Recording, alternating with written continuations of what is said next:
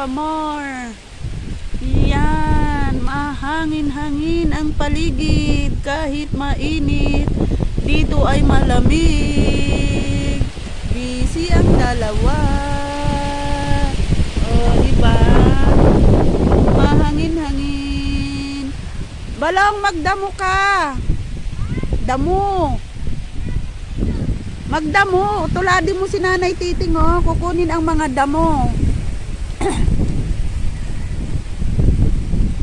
Huwag mong apakan yung mga tanim ni Nanay Titing, ha.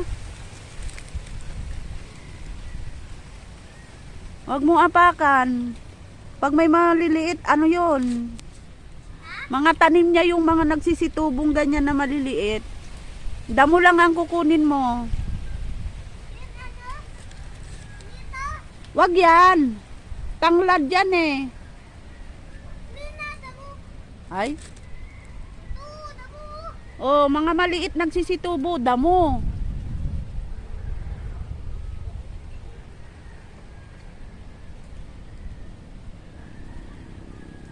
Di ba, Nay, mayroon noon yung bang yung nagbubunga ng may buto-buto?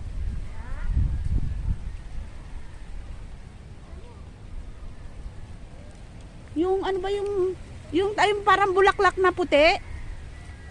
Wala kayo nun? Wala kayong yung nagbubulaklak ng puti? Na yung inilalaga lang siya tapos lalagyan ng kamatis at saka kwan? Gulay yun eh. Ah? Oh, katuray. Katuday sa Ilocano yun. Masarap yun eh. Nagiging puno yun eh. Tapos nagbubulaklak. Balong. Tapos yung isa pang puno na may mga buto-buto.